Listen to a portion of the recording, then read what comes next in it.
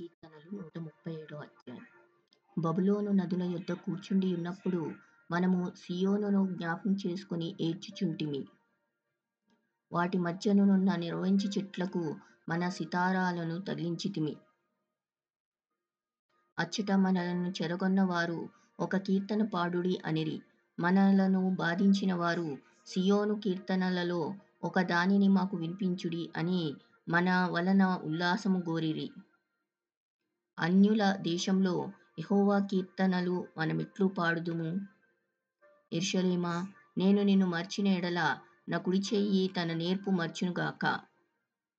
నేను నిన్ను జ్ఞాపకం చేసుకొనని ఎడల నా ముఖ్య సంతోషం కంటే నేను యెరూషలేమును హెచ్చుగా ఎంచని ఎడల నా నాలుక నా అంగిటికి అంటుకొనుగాక. యెహోవా, ఎదోము జనులు చేసినది జ్ఞాపకం చేసుకొనుము. యెరూషలేము పాడైన దిబ్బను జ్ఞాపకమునకు తెచ్చుకొనుము. దానిని నాశనం చేయుడి, సమూల ధ్వంసము చేయుడి అని వారు చాటిరి గదా. పాడు చేయబడబోవు బబులోను కుమారీ, నీవు మాకు చేసిన క్రియలను బట్టి నీకు ప్రతీకారం చేయువాడు ధన్యుడు. నీ పసిపిల్లలను పట్టుకొని వారిని బండెక్కు వేసి కొట్టువాడు ధన్యుడు.